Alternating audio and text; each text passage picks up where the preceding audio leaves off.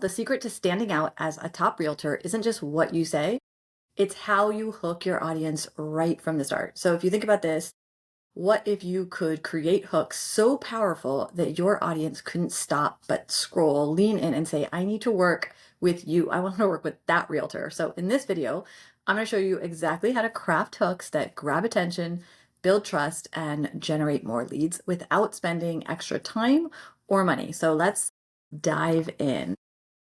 All right. Very quickly, I am Selena. I spent over 2 decades in marketing. I helped really big brands create strategies that would drive results, and it was really all about lead generation. So after selling my companies and retiring, I realized that I wasn't done. Anyone who's on this knows that I wanted to work with realtors. I love working with realtors, and I wanted to share some of my strategies that I've used with some of the big brands to help you really stand out and build trust and win more business. So you know that I will always try to make things as effortless as possible. And I am not just going to give you my tips and tricks, but I want to make sure that in combination with the agent moves automation that you are getting, if you're watching this and you use it, you know that you're getting a lot of automation from that. I want to also make sure that you have this strategy, okay? Because this is going to help you beyond just what we're doing with agent moves. Okay. So I tell you all this about my past, not to impress you, but to impress upon you that hooks have been the foundation of everything that I've done. So let me put some context into this. Okay. So over the years, I've worked with thousands of different brands, right? And we created hooks. Let's say, as an example, we created at least one hook for a client a month, and it's probably way more, or a week, I should say, but it's probably way more than that, right? Because we were doing social posts, paid ads, landing pages, email campaigns, websites, all these kinds of things, right? But if you said that I did like one a week for this, that would mean that over my career, I've generated over 500,000 hooks. Okay. So I know a thing or two about hooks, and some of you who are watching this already and using agent moves, you know that we use hooks a part of a lot of what we deliver for you. So this may be in your Mofer text message, video thumbnails, paid ads that we do, lead magnets that you have, email subject lines, tons of things like that, right? But just like we are doing with everyone else, we want to make sure that our clients have the strategy so that you can use this beyond what we are doing with agent moves, because you're going to find that you use it in so many different places. Okay. So let's just start with the basics here. What is a hook? All right. A hook is just simply how you begin your marketing message. It's the very first thing that your audience sees or reads, and it makes them stop, pay attention, and say, I want to know more. Okay. So all great marketing starts with a hook. Without it, you basically risk losing your audience even before you had a chance to connect with them. Okay. So here's why hooks are so important. Marketing is everywhere, right? Think about where marketing is, even where you are right now. If you're on Facebook, whatever you're doing, there's marketing everywhere. It's on our phones, it's in our inboxes, it's on the social media, it's everywhere. So to cut through all of that noise, you basically, as a marketer, you basically have 3 to 5 seconds to grab their attention before they scroll past and just move on. So that's not a lot of time, right? Me saying that's not a lot of time is exactly 3 seconds. So it's not a lot of time at all. The first thing that they see, and that's the text, the words, the images actually matter the most. So your hook is a chance to make an instant connection and get them very curious about what you have to say or what you have to offer. So where do you use hooks? Honestly, everywhere. In social media posts, ads to grab attention while they're scrolling, in your videos just to make sure that they watch past the first few seconds, in your email nurtures, right? To make sure that they actually open and read them.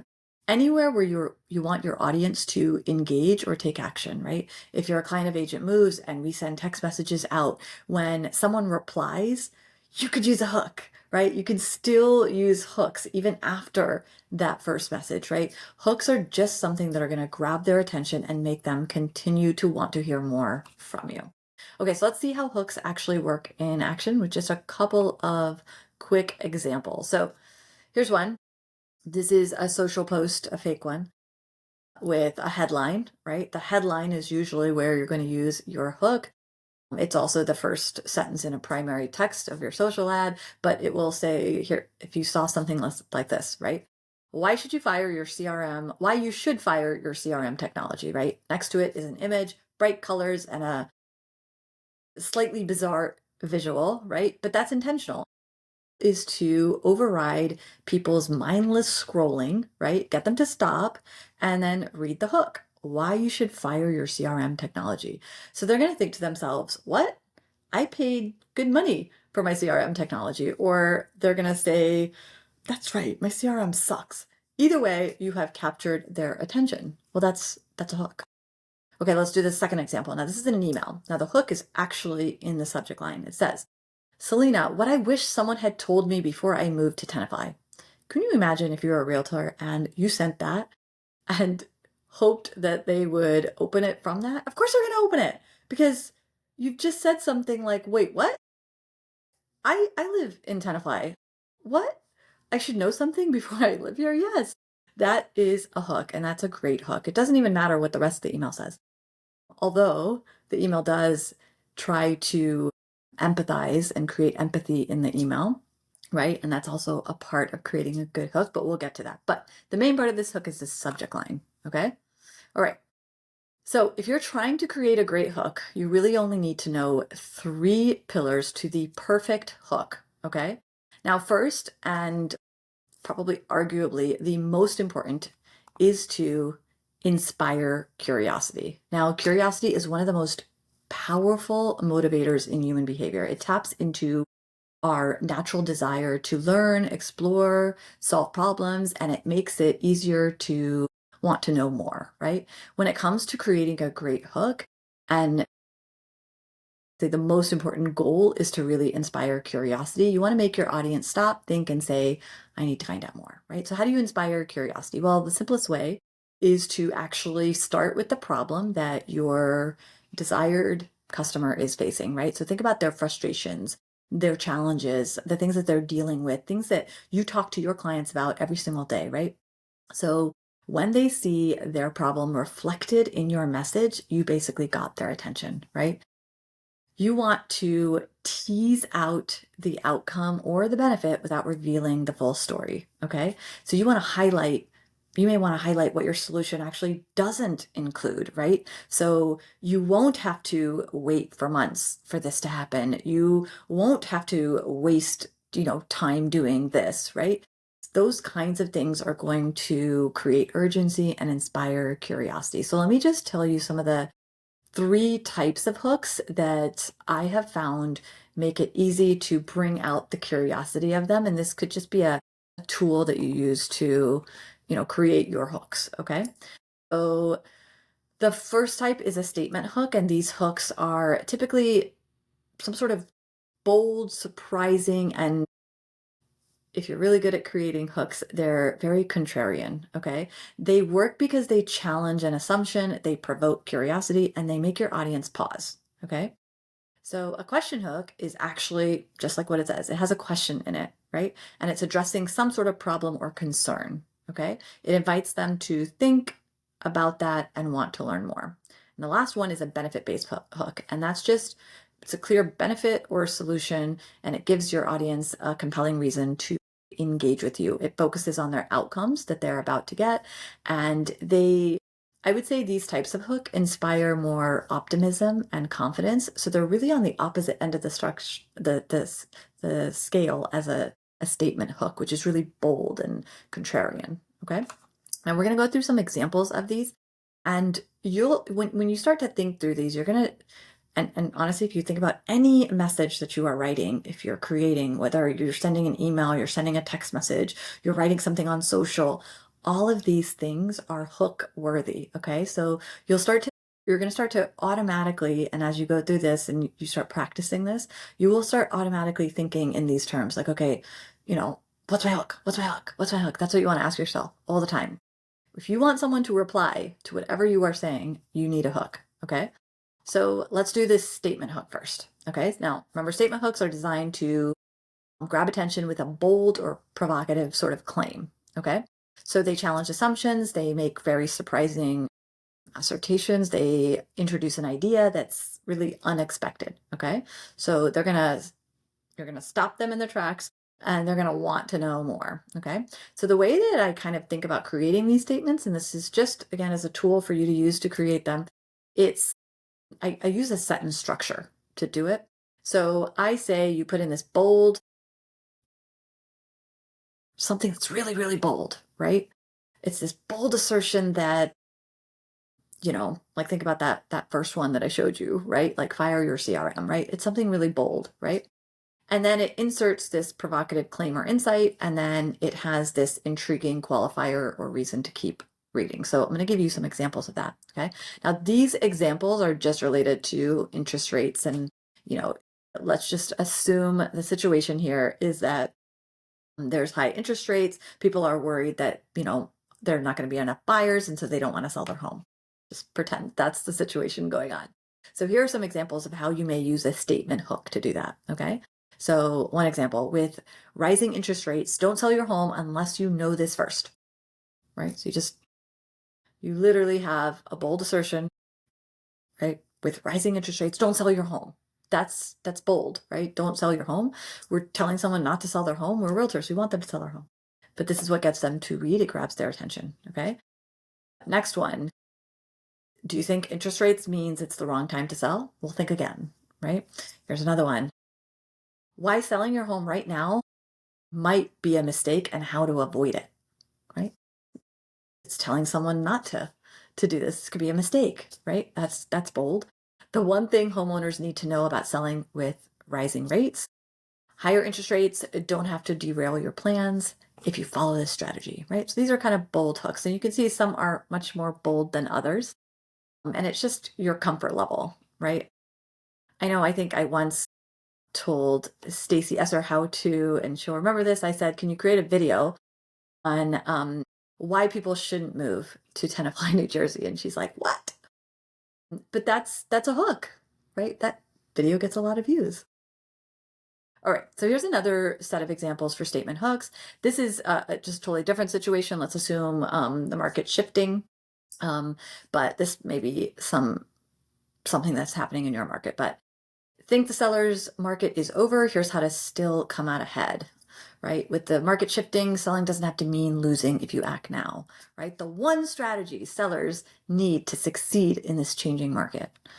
Okay, all those are statement hooks. All right, let's go on to the next one, question hooks. So these are designed to engage your audience by asking a question, right? It sparks their curiosity and it speaks directly to their concern. So the sentence structure is a curiosity trigger. And these are things like, are you, what if, right? Things like that is a curiosity trigger. And then you insert the common concern or curiosity, and then you say about a specific topic or situation. That's the sentence structure. So let's kind of read this, right? So are you would start with something like, starts with some sort of direct question. So here's the examples in these, right? It says, worried about your higher interest rates. Can you sell? Do, are you, what if? That's the curiosity trigger. Then you put in their concern. Are you worried about selling your home? Still selling your home, right? Higher interest rates. What are they worried about, right? You insert that in. And then you want to say you're kind of about the specific topic or situation, right? So it's usually, in this case, are you worried about doing this with the higher interest rates? Are you worried about doing this even with rising interest rates? Here's a couple more examples, right? What if you could sell your home before the buyer's market takes over? Worried about how the market shift could affect your home's value? Can you still sell successfully as the market begins? Now, what I have found is that question hooks are usually the easiest ones for us to do. It's our natural tendency to ask in the form of questions. We also very commonly, as realtors, the problems that everyone's asking you because they're coming to you with similar questions. So it's just the easiest ones to create. So if you ever want to start somewhere, I would say start here. It is much harder to do the statement hooks and the benefit-based hooks. Okay, let's go into the benefit-based hooks. Okay, so these focus on highlighting a clear and compelling benefit to your audience. So these hooks work because they promise some sort of positive outcome or solution. These are definitely more optimistic, right? It's the problem that your audience cares about, but it makes them want to conquer it, right? So that's what we kind of consider these benefit-based hooks. So there's a sentence structure to this. It's achieve this without the pain. Okay. These are also pretty easy to create, but not as easy, I think, as the question ones. But the benefit-based hook is sell your home quickly for top dollar without letting higher interest rates hold you back, right? Maximize your home's value without worrying about that, right? All of these are benefit-based hooks that you can include. So if you think about this, right? If you're, let's say, doing a monthly market update, right? You always want to, and I always say start your market, and you'll know that Stacey Esser always says this too, and she starts all of her market updates with this, but it's a question that she's trying to answer. So she's very heavy on the question-based hooks there. Those are great too. But if you wanted to use a benefit-based hook here, you could do that, right? So you could say, literally, if you want to sell your home in this market, watch this video first, right? And then you're telling them about the stats that are happening. And it's like, be informed, right? That's basically what you're saying. That could be a benefit-based hook for a market video. Here are just some more examples regarding a shifting market. So sell your home successfully without losing value in a shifting market, maximize your home's value without worrying about the shift to a buyer's market, right? All these kind of things. Okay, so those are the types of hooks, and that's how and our first pillar was curiosity, right? You want to inspire curiosity. So you can do that in all these types of hooks. But there's another step here that is a core pillar. You want to make it personal, right? You want to show empathy. So when someone leaves a landing page or scroll past an ad, right, which is usually where you'll see these hooks, it's in social and your email or however, right? But the reason they do that is because the message just doesn't feel like it was meant for them, right? They don't feel understood, so they just tune you out, right? That's why getting personal is so important to this, right? You want to show your audience that you understand their challenges, that you empathize with their situation. So I'll take it back to that market video update, right? And we say this is so important to be doing a market video update, okay? And you should be doing that. But you want to show that you understand what it's like to be a homeowner or a buyer in this market knowing these stats. What are they going through, right? How are they experiencing this situation? Why might they even be watching this video, right? They're probably watching it because they want to understand what's going on, and you have to basically empathize with their situation. So when they feel heard and seen, they're far more likely to stick around and actually watch all the way to the end of the video, which you're creating these videos so that they get educated on the market and that they watch all the way through it, right? So you want to make sure that you are having them stick along for that entire video or for the entire message, the entire email that you have written them, whatever that is. And when you show empathy, you always get there a lot faster, okay? So we acknowledge their feelings. We show that you understand their challenges, okay? Let's do an example. All right, so here's one, right? And this is kind of playing into why some sellers may not want to sell. I know this would be my concern is, do I have another place to go, right? If it's a seller's market, limited inventory, I may not have another place to go. And why would I sell my home if I don't have somewhere else lined up, right? So this is playing into the empathy. It's a question hook, but it's playing into the empathy, right? Are you worried about selling without having your next place lined up? So if you're thinking about selling, the first question that often comes to mind is, where will I go next? It's a completely valid concern, right? You are validating how they are feeling by actually saying it in this case, right? Especially in a competitive market where finding your next home can feel like a daunting task. But here's the good news. There are strategies that can make this super easy for you to do, right? And that would be the message. All right. So the last pillar is to determine intent, okay? So you want to determine intent. Let me kind of explain what intent actually means, okay? You want to determine your intent. So a lot of times when we think of intent, we think of the intent that the person has, right? What are they looking to do? In this case, I want you to know your intent, okay? What are you trying to do here? Are you trying to spark engagement or prompt action? Now, these are two different things, okay? And you should be using both kinds, right? You never want to always get someone to act, right? Because sometimes you are just sharing knowledge. Sometimes you're being helpful, right? But you want them to engage. You want them to watch all the way through. You want them to listen or read your whole email, right? So in those cases, you may want to just get them to reply back or get them to just read the whole thing, right? In that case, it's spark engagement. So without clarity on intent, your message will definitely miss the mark and it will fail to resonate with your audience. Your hook isn't created in isolation, right? It's a tool to meet your audience where they are in the journey. And if they're just starting out, right, or starting to explore their options, they may be in a different place. They may not be ready to prompt action, right? You do want to understand where they are, right? And what type of message you're going to put out there. So spark engagement or prompt action. Okay. So to determine your intent, right, we actually want to look at this framework that I've used for over, I think, almost 2 decades is when this came out. So this isn't from me. This was created by Google. It's called See, Think, Do.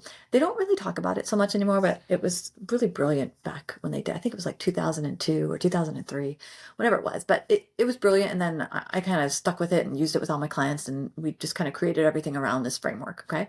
So see, think, do. So in the see phase, your goal is to get your audience to see your brand, right? And spark engagement, right? People here aren't actively searching for a home. They're not looking to buy. They're not doing anything. They're just starting to notice you or notice the market, right? So your hook should always inspire curiosity, right? But you want to provide them some sort of helpful insights without actually pushing them for action. Okay. So in this part, engagement is really, really key, right? You want them to watch the rest of the video, follow you, reply back to your email. That's what you want them to do in the C phase. Okay. Now, most people that you communicate with are probably in the C phase, unless it's your direct clients, right? And your direct clients, you want to prompt action. You want to get them to do something, right? They need to, respond to what you're doing or, take action to do whatever you've asked them to do, right? So they tend to be there in the journey. And that's why prompt action is great. But in the C phase, you don't want them to do anything right now. It's too early, right? So you want to share your knowledge and get it out there and you want them to engage with you.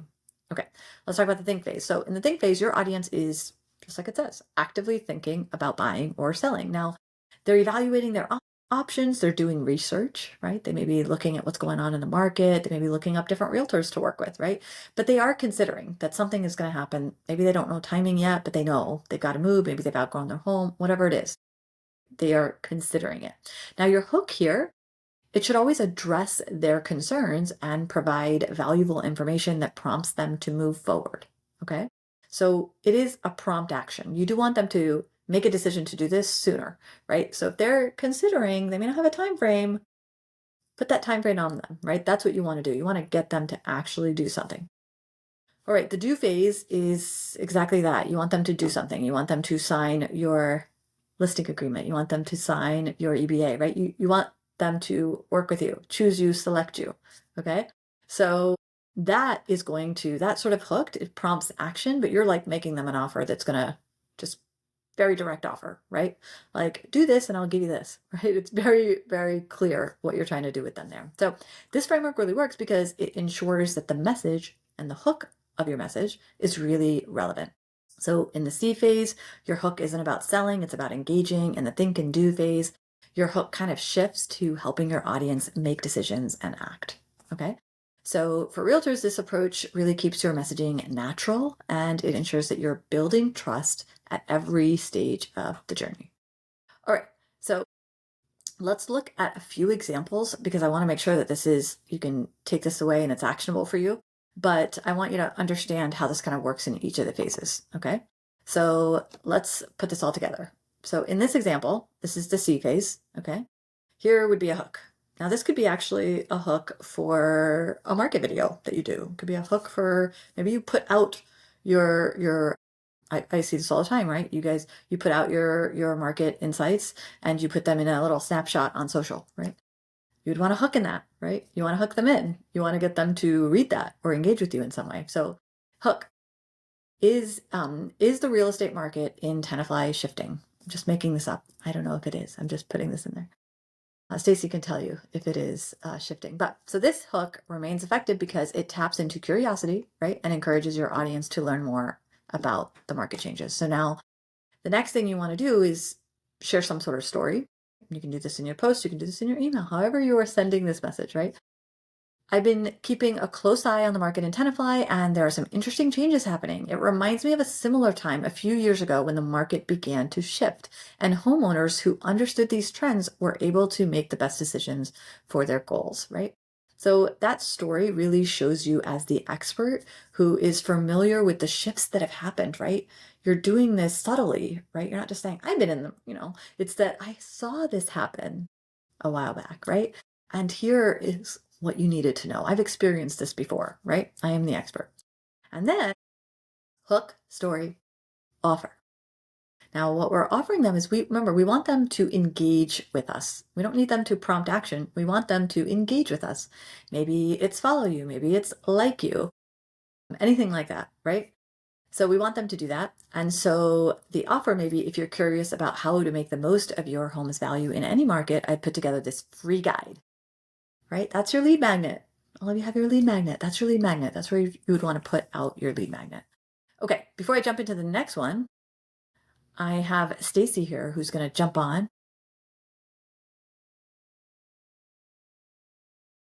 Let's put her on. Hey guys, can you hear me okay? Hello, Stacy. Hey, can you hear me okay?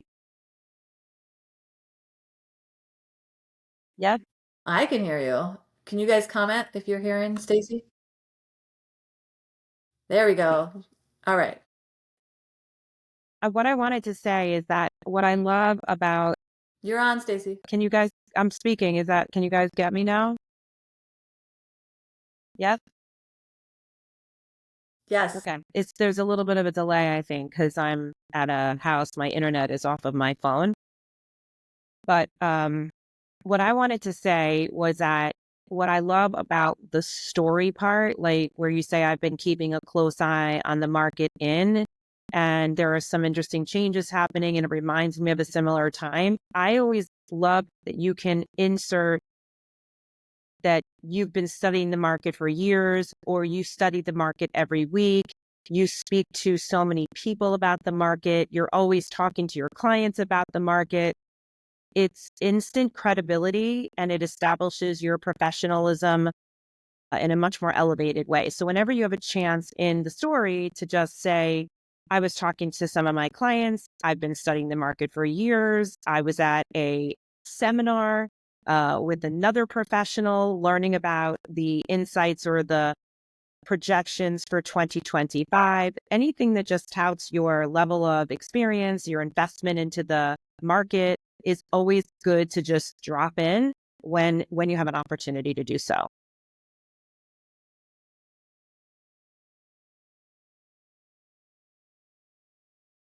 Love that. Yes. Instant credibility. That's exactly right. Okay, let's go on to the next one. Stacy, feel free to stay on. You could just comment. Okay, so the next one is think. Okay, think, right? They're actively thinking about doing something. So here would be maybe a hook. Maximize your home's value without letting rising interest rates hold you back. Now, what we are doing in this part, right, is if somebody's considering selling, we want to get them to prompt action. We want them to actually do it now. List today, right? So by doing that, they're probably thinking of what can I get? What am I going to get for my home? So by saying something like maximize your home's value, right? And can anyone in the comment put what kind of hook this is? Just tell me. You guys know. Is it a question hook? No, it's not a question. Is it a statement hook or a benefit hook? Statement hook. Statement. All right, good. It's a statement hook. It's also a benefit hook, but because you're giving them a benefit, maximize your home's value. But it is a statement. It is a sentence statement. Correct. All right. Awesome. Okay. So now what we're gonna do is we got to tell the story, right? That's how we create empathy, right? That's how we make it personal. I recently worked with a family in Tenafly who wanted to sell, but were concerned about the rising rates and finding their next home. By strategically pricing the property and timing the sale, we not only maximized their profit, but we ensured that they could seamlessly transition into their new home without any financial stress. So if you're talking to someone, let's say you've gone into a listing appointment, they haven't decided if they're going to do something yet, right? The perfect thing to do is to actually get them to prompt action by giving them a hook, a story, and making them an offer. So if you're thinking about selling, I'd be happy to come by your home and share 3 of my top recommendations to help you increase your home's value with the highest ROI improvements. right? You want to go ahead and whether you're going to do this one-on-one, do this through an email, do this through an SMS message. One-to-one messaging is great, but it still needs hook, story, offer, right? You will get definitively more positive responses if you use this framework. Okay, do. So now in the do stage, they're ready to do something. They know they've got to sell. They've got to list their home. They have a timing in mind. They've got to list their home or they've got to buy, whatever, right? They're wanting to do this now. So what we want to do is we want to use, now this kind of hook is a statement hook, okay? So before you sell, do this first. Now we're inspiring curiosity, right? But we want to say, before you list, don't go to any other realtor, right? Just, you have to know this or do this first, right? That's what we're trying to do. That gets them to keep going. So I understand how overwhelming it can feel. Now we've used empathy, right? To prepare your home for sale, right? We all know that's the biggest part. Nobody wants to pack up all their stuff. No one wants to, you know, derail their life and their personal items and you go and make it clutter free. They don't want that. They think their home is perfect, right? That's the stuff that they want to avoid. But you want to make them feel that you understand that, right? And then you make them an offer, right? Let's schedule a strategy session, right? Okay. I So also think, why these work, sorry, right, is that when you align, yeah, sorry, you know go what I for was it. going to say is I think that we naturally do a lot of this when we're in our strategy sessions and we just don't think to do it when we're marketing. That's what I think. Because we naturally will say to people, listen, before you do this, da da da da da. Or if we naturally use that language, the slide before, but we don't typically think.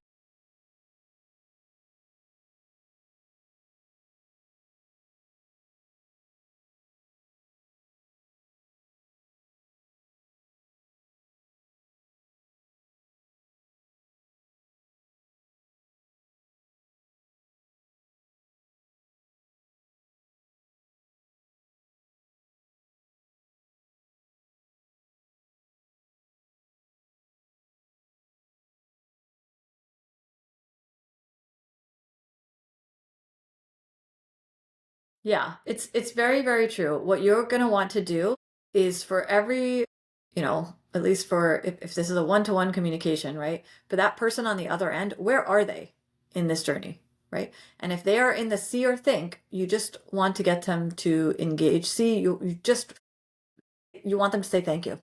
Thank you for giving me this, or follow you, or like you, or whatever. If they're in the think, right, you want to actually get them to prompt action. You want to get them to do it now, right?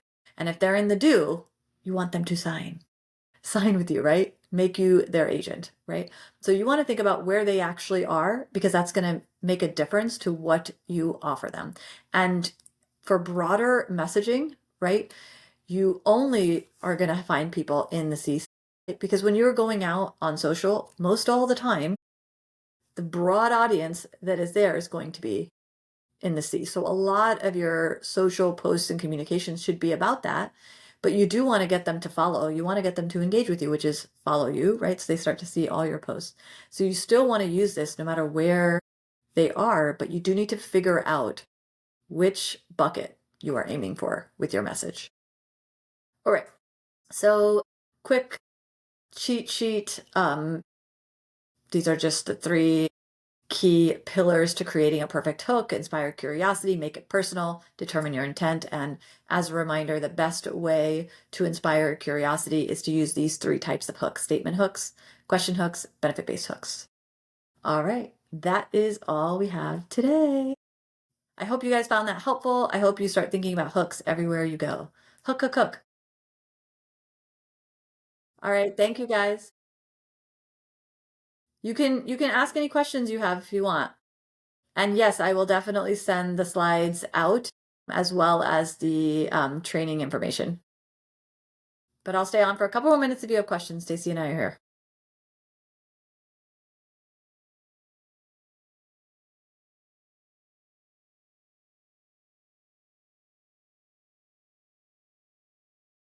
Go for it.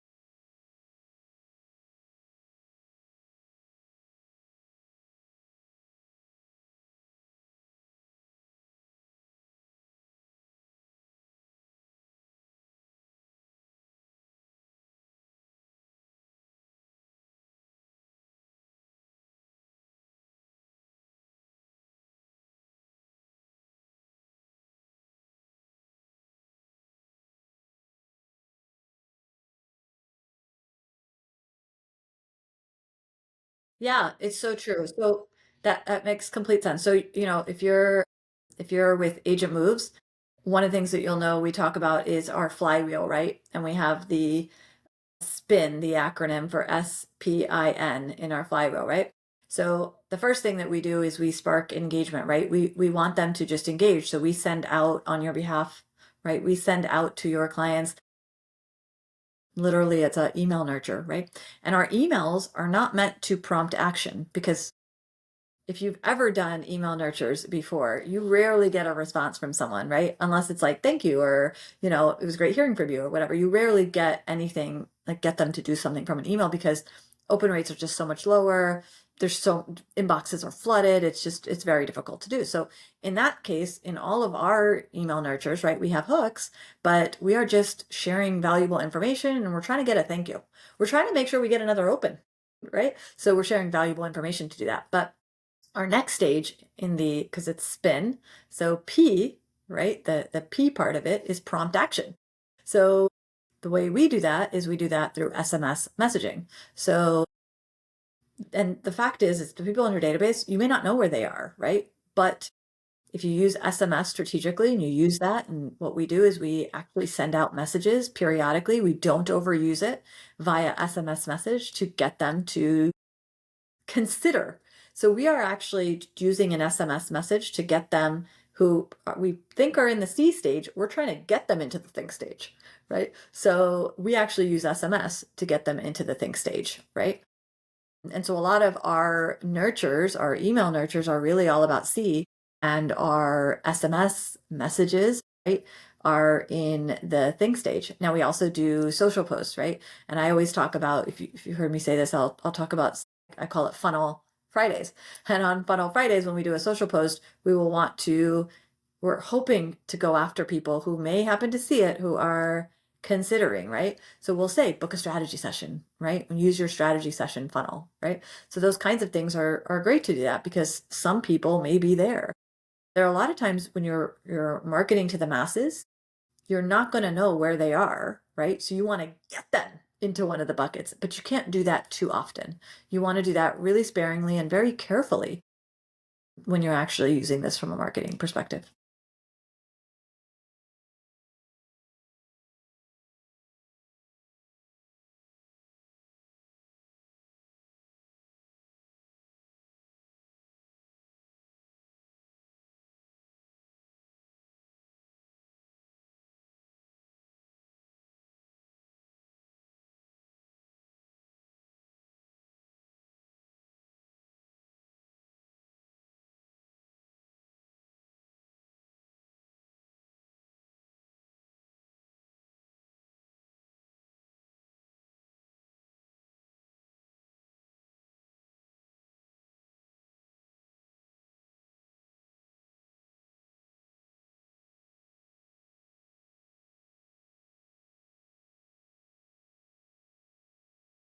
Very, very true. I hope everyone can hear that because you're breaking up a lot. But just kind of, she's basically saying, just really be, you may not always get a response, but being out there is still good. And also, just kind of looping this back, right?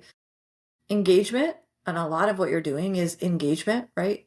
Engagement is also just getting them to open your email, right? Getting them to see your text message, right? Those things keep you top of mind, and you have to do that. Marketing is really about touching people in all stages of the journey. You can never ever just focus your marketing efforts in one part, right? You just won't be successful. And from everything that I've learned, only the brands who can really focus on all areas and do it consistently will make it, right? And that's actually what the beauty of Agent Moves is we can help you focus on all those things. Because as a realtor, you would never have time to do all the marketing that it takes to be in every part of the journey. All right. Thank you guys so much for joining. Have a wonderful weekend. Bye.